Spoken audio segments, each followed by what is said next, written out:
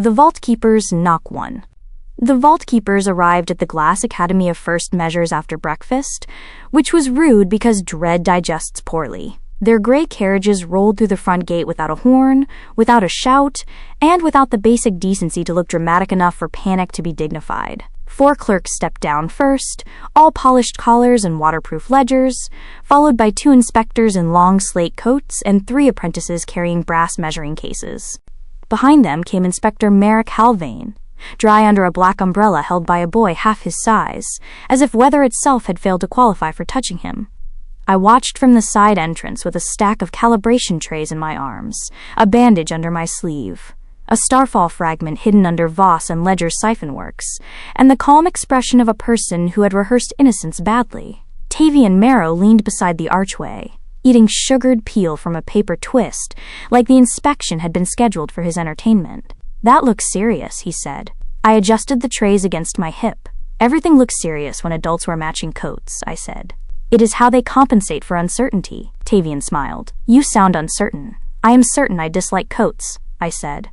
Master Galen Voss crossed the courtyard from the workshop wing, moving too fast for a man pretending not to hurry. The registrar intercepted him at the steps, spoke once, and pointed toward the West Administrative Hall. Voss glanced at me. Not long. Not obviously, just enough for my stomach to tighten. "That is the look," I muttered. Tavian tilted his head. "What look?" "The look a mentor gives before deciding whether to save you or bury you neatly," I said. Across the courtyard, Halvane stopped beneath the academy motto carved above the main doors. "Order makes worth." He looked up at it with no expression, which was impressive because even stone mottos deserved mockery. "Students and staff will assemble by rank and function," a Vaultkeeper clerk called, his voice bouncing off the glass arcades. "All personnel present in the city during the East Market Fall event are subject to routine signature inquiry." A younger student whispered, "Routine?"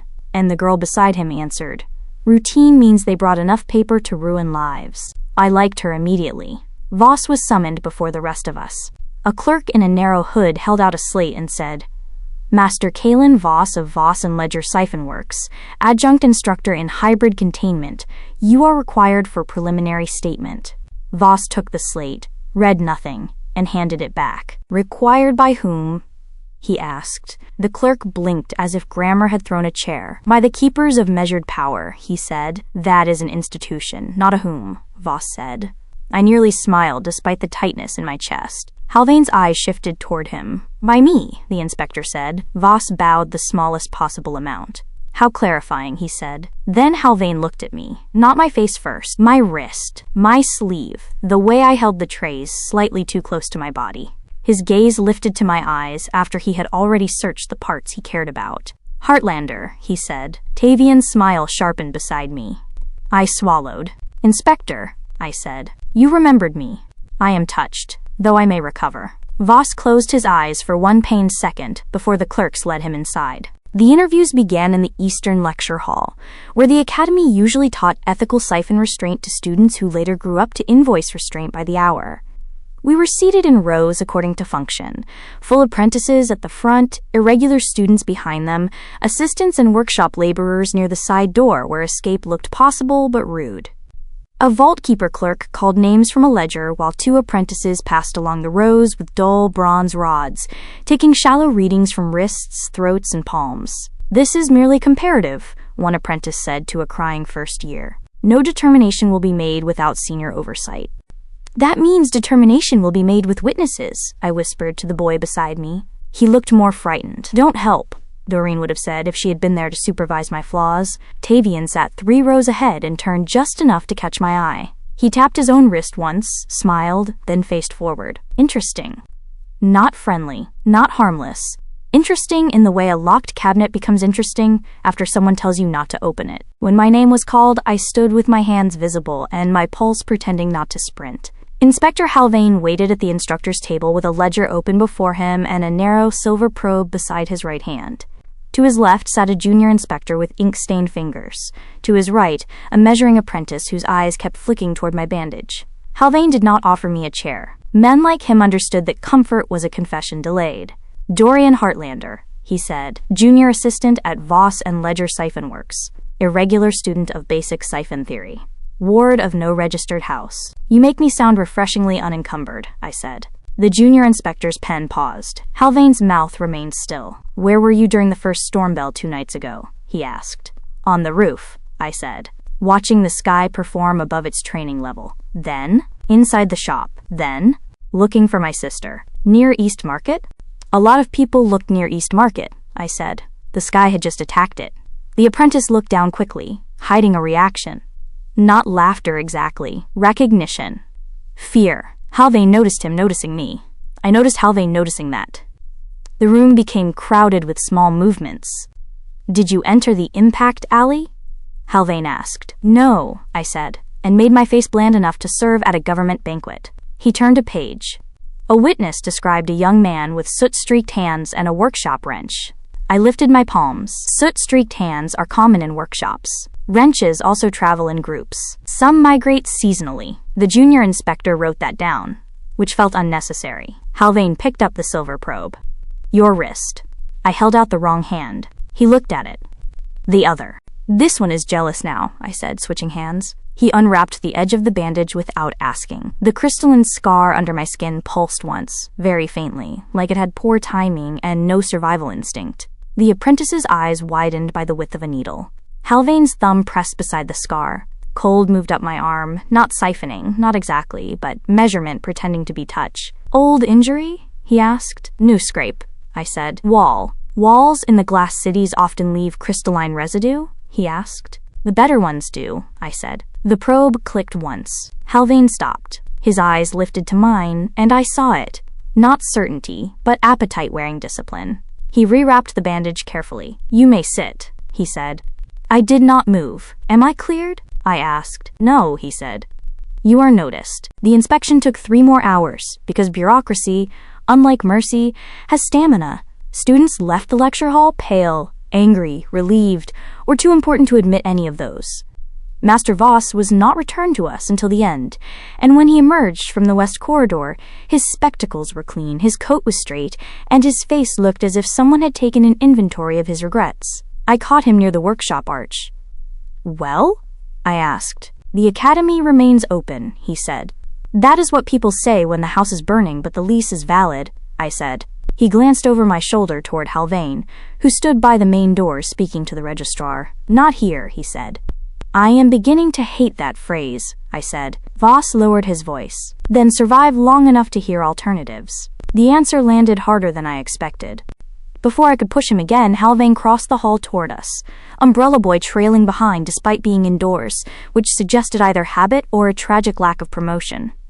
Master Voss, Halvane said, your cooperation has been recorded. Voss bowed with less warmth than a closed tomb. I look forward to being rewarded with silence, he said. Halvane's gaze shifted to me. Heartlander, a word. I have several, I said. Most are unwise. One will do, Halvane said, and walked toward the side arcade without checking whether I followed. I did, because refusing would have looked guilty, and agreeing only felt guilty. Rain slid down the outer glass panels beside us.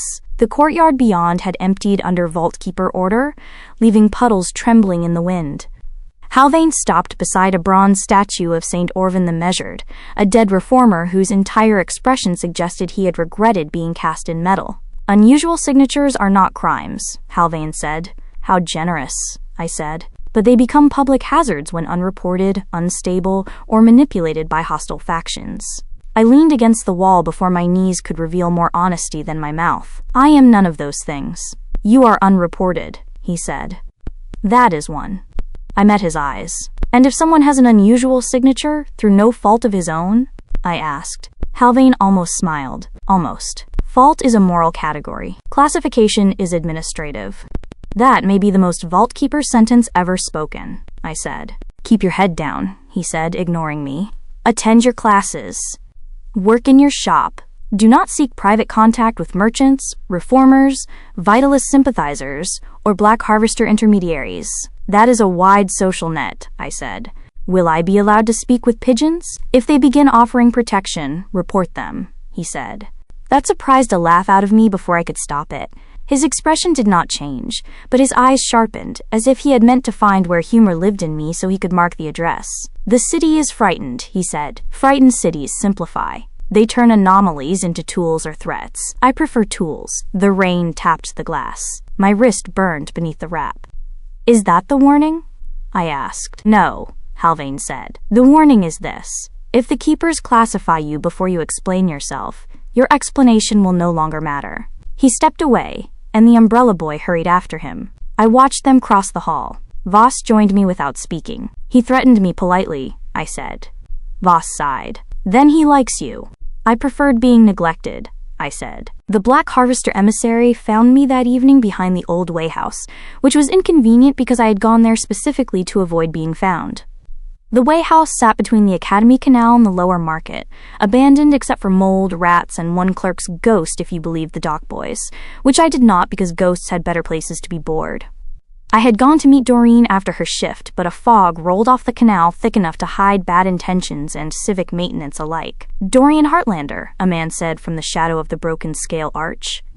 I stopped with my hand halfway to the wrench at my belt. "If you are a debt collector," I said, "you have misjudged my financial romance with existence." The man stepped into the lantern spill, smiling as if he owned the darkness and rented the light. He wore a brown coat patched at the elbows, no mask, no hook, no obvious weapon. That made him worse. "Rusk Bellamy," he said, tapping 2 fingers to his brow. "Friends call me Rusk. Enemies tend to use shorter sounds." "Black Harvester?" I asked. Rusk put a hand over his heart. "That is such a dramatic term. Thieves of first breath, if you prefer the ballad version. Personally, I am a broker." "Of children?" I asked. His smile thinned. "Of information, passage, materials, and occasionally poor decisions before someone else prices them higher. Comforting. I was worried you lacked ethics." He laughed softly.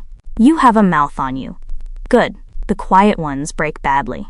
I shifted my feet, feeling the damp stone under my soles, the rusted iron in the old scale chains, the faint heat in the lantern behind me. Since the fragment, the world never stopped offering itself in pieces. Rusk's eyes dipped to my wrist, then returned to my face. "They measured you today," he said. "Halvain does not walk away from curiosity.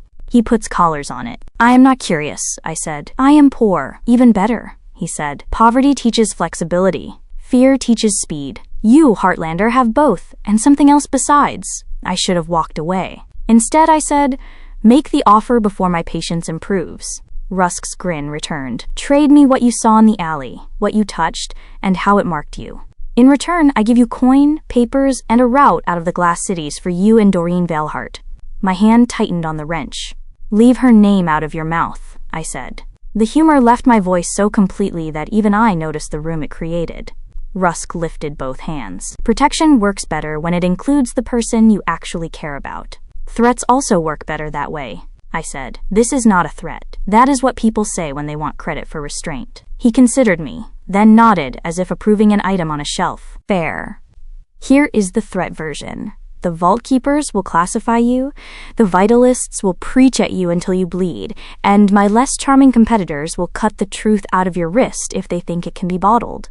I am offering the civilized route." "You said Black Harvester and civilized in the same alley," I said.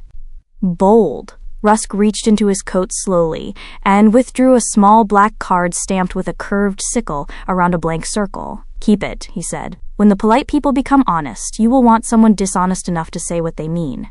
I stared at the card between Rusk's fingers as fog slid through the broken arch behind him. Black lacquer, silver edge. No name. Only the sickle mark and a little notch cut into one corner, probably for signaling some door, buyer, or moral failure. "You misunderstand me," I said. "I am not looking for employment with kidnappers." Rusk tilted the card. "Employment is such an academy word. This is contingency. A prettier word for betrayal. A practical word for breathing tomorrow." I took one step closer. "Did your people take initiates from Stoneward last month?" I asked. "My people?" he said. "The thieves of first breath are not a choir, Heartlander. Some steal bodies, some steal ledgers, some steal from the thieves. I try to remain in the third category. Better margins, fewer screaming relatives." "That was almost a conscience," I said. "Careful. You'll injure yourself." Rusk's smile softened into something more dangerous, because it seemed almost real. You think the Vaultkeepers are cleaner because they file their theft. That is youth talking. No, I said. That is personal disgust talking. Youth mostly complains about soup. He held the card out again.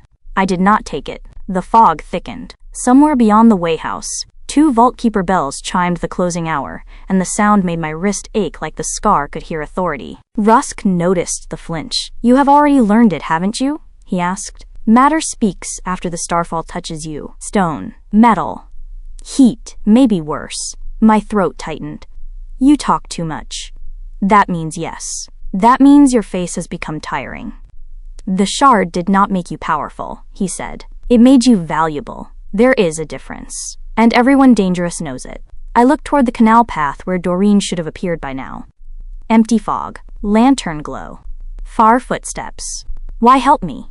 I asked. Rusk laughed. Help? No. I am investing early. If you become a corpse, I lose nothing but a card. If you become a weapon, I knew you before the handle was fitted. My stomach turned. There it is, I said. Honesty. You asked for it, he said. Most people do not enjoy receiving what they request. I took the card because leaving it in his hand felt like letting him win with clean fingers. The lacquer was cold, colder than the air, and the notch bit lightly into my thumb. This is not agreement, I said. Of course not, Rusk said. It is the first lie everyone tells themselves before agreement. I shoved it into my inner pocket, opposite the side where the shard scar seemed to burn through my sleeve. Disgust sat in my gut, sharp and deserved. Temptation sat beside it, quieter, uglier, and more useful. Papers. Passage. Doreen's safe, beyond Halvane's reach. A route out before the city turned my name into a warrant. If you approach my sister, I said, I will find a way to make your death educational. Rusk's eyes brightened. There is the boy from the rumor. I stepped into his space. No, I said. There is the brother. For the first time, his smile faltered.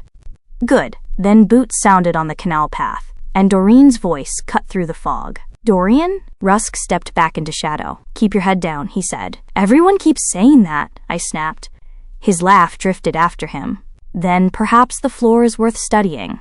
By the time Doreen reached the arch, he was gone, and I was left with a black card in my pocket, and the awful knowledge that part of me was relieved to have it. Doreen appeared from the fog, carrying a market parcel under one arm and a bread knife in her other hand, because my sister believed in balanced nutrition and practical violence. Who are you talking to? She asked. I looked past her as if Rusk might politely reappear and confess on my behalf.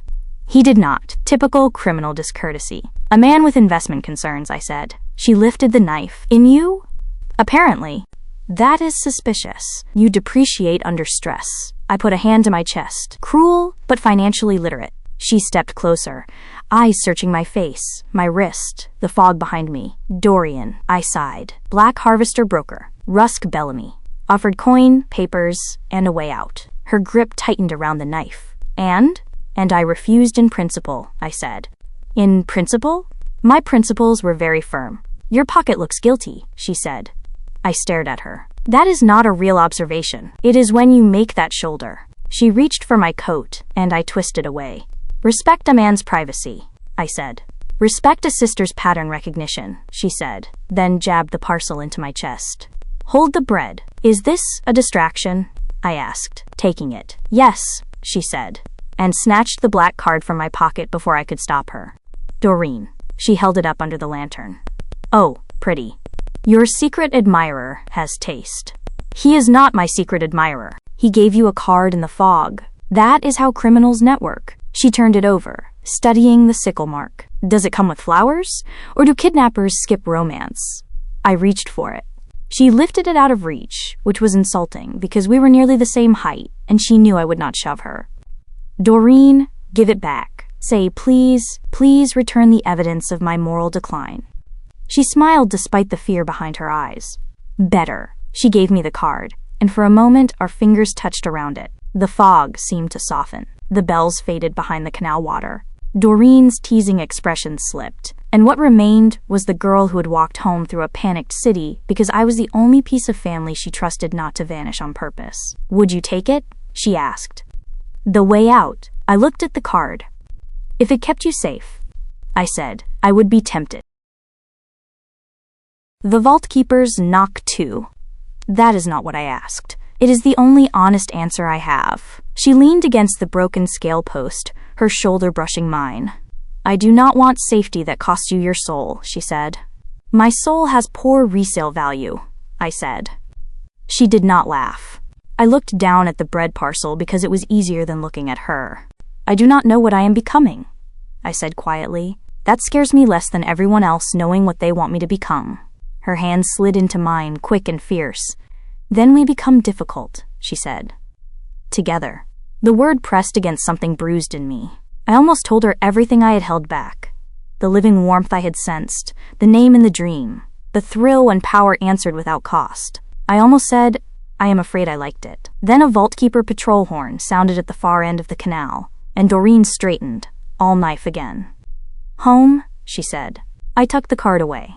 Yes, I said, before any more admirers arrive. The civic ritual the next morning was called a Confidence Restoration Assembly, which meant the city had lost confidence, and someone had purchased banners. The academy courtyard was filled with students, clerks, workshop masters, market witnesses, and enough anxious citizens to make the stone benches sweat. A temporary dais stood beneath the cracked eastern arch, draped in gray cloth and the seal of the Keepers of Measured Power. The registrar announced that the academy remained stable, the falsite remained contained, and all dangerous rumors remained false unless officially revised. Comforting, I whispered to Doreen, who had claimed a place beside me near the rear service column. The lies are organized. Do not start, she whispered. I am not starting. I am continuing. Master Voss stood near the front with other instructors, jaw set, while Halvain watched from the shadow of the arcade. Tavian Marrow stood among the ranked students, clean and smiling, and gave me a little salute with 2 fingers. I disliked how many people had begun noticing my wrists. The ritual began with a stabilization demonstration. 3 senior apprentices stepped forward to prove the Academy's foundations had not been compromised by the Violet Storm. They placed their palms on the courtyard stones, drew a shallow lithic resonance, and sent a ripple through the arch columns. In theory, the stones should have answered with a low, steady hum. In practice, the cracked eastern arch chose that exact moment to remember it had been hit by sky lightning. The right support groaned. Dust spilled from the upper seam. One apprentice gasped, lost his draw, and the resonance snapped sideways. The arch shifted with a sound like teeth breaking. People screamed. The dais clerks froze, because apparently no form existed for masonry developing opinions. Move, Doreen hissed, grabbing my sleeve. But the arch was already falling inward over the front benches, where a row of first years sat trapped between panic and protocol. I felt the stone before I decided to. Stress fractures? Lime dust. Old mortar gone weak from rain. The shard scar flared under my wrap, and the whole courtyard became lines and weight. I ducked behind the service column and slammed my palm against its base. Doreen whispered, horrified. Don't. Excellent advice, I said through my teeth. Arrived late. I pulled. Not much. Not enough to glow if anyone looked directly. I reached into the displaced masonry's lithic tone and borrowed its falling intent, bending force sideways instead of down. Pain needled through my wrist. The arch stones shuddered mid-collapse, then rolled against each other like a held breath. I tasted grit. My knees softened. Up, I whispered. The broken stones dragged themselves half an inch back into alignment, not repaired, not safe, but delayed. A senior instructor finally shouted, "Brace the eastern support!" Voss moved faster than the others, throwing both hands forward and locking a proper stabilization field around the arch. The first years scrambled clear. The crowd cheered because crowds love a rescue more when they miss the part that should terrify them. Doreen held my elbow hard enough to bruise. "You idiot," she whispered. I sagged against the column and smiled like my skull was not full of bells. "You are welcome, children of the future," I muttered. No one credited me, which was ideal, insulting, and deeply confusing. The crowd clapped for Voss and the senior instructors while the cracked arch was wrapped in containment rods and declared proof of swift institutional response. The registrar even announced, "As you have witnessed, the Academy's safeguards remain effective," which was a majestic way to describe almost flattening 12 children. I sat on a low wall behind the service column, breathing slowly while Doreen stood in front of me to block sight of my shaking hands. How bad? She asked. My pride is severe, I said. Your body, less severe. Dorian. I flexed my fingers. No ash edge, no collapse, no memory loss that I could detect, though I briefly forgot the registrar's name and considered that a blessing. It cost something, I said. Less than it should have. Doreen crouched, lowering her voice. That does not make it safe. No, I said, watching a first-year girl sob into her friend's shoulder across the courtyard. But it made them safe. That was the worst part. Not the pain, not the risk, not the fact that Haldane stood only 30 paces away with eyes sharp enough to peel paint. The worst part was that it had worked. The arch should have fallen. Children should have been hurt or killed, while clerks found the right horn pattern. I had reached into stone, bent a fall, and given Voss enough time to make the rescue official. It felt good, not clean, not noble. Good in the dangerous way usefulness feels good, when you have spent your life being tolerated. Do not make that face, Doreen said. What face? The face where you decide consequences are for slower people. I am not deciding that, I said. She crossed her arms. You are flirting with it. I looked at my bandaged wrist, where violet light had dimmed to a faint thread. If I can stop something from falling, am I supposed to let it fall because the law dislikes my method? She did not answer quickly. That frightened me more than disagreement. No, she said at last. But if stopping one fall teaches you to hide 10 lies, the law will not be the only danger. Master Voss found us before I could respond. His face was pale from exertion, but his eyes went straight to my hand. You assisted, he said. Doreen stood. He almost fainted, she said. I assisted poorly, I said. Voss leaned close enough that his voice became a thread. Did anyone see? Only my sister, the column, and whatever gods supervise bad choices. This is not sustainable, he said. The arch disagreed. His mouth tightened. You felt what it could do. Yes, I said. He heard the truth under the word and looked away. Doreen did not. He saved them, she said, and I heard the conflict in her voice because she hated that it mattered. Voss nodded once, grimly. And if Haldane detects an unregistered lithic intervention in the ritual readings, saving them may become the reason he takes him. Across the courtyard, Inspector Haldane had stopped speaking to the registrar. He was looking at the eastern arch, not at Voss, not at the apprentices, at the service column. At me. Too late for hypothetical, I said. Doreen's hand found mine behind her skirt, hidden from the courtyard. She squeezed once. It felt like a promise and a warning sharing the same bones. The scouts arrived with instruments before the applause fully died, which proved the Vaultkeepers were slow only when lives were at stake. 3 gray-collared measure scouts crossed the courtyard carrying a lay frame between them, its bronze rings spinning against the damp air. The frame clicked as they passed the cracked arch. It clicked again near Voss. Then it screamed beside the service column. Not loudly enough for the whole courtyard at first, but sharply enough that every trained head turned. My stomach dropped into my boots and found poor accommodations. That is a bad sound, Doreen whispered. Maybe it likes columns, I said. Dorian, yes. Bad sound.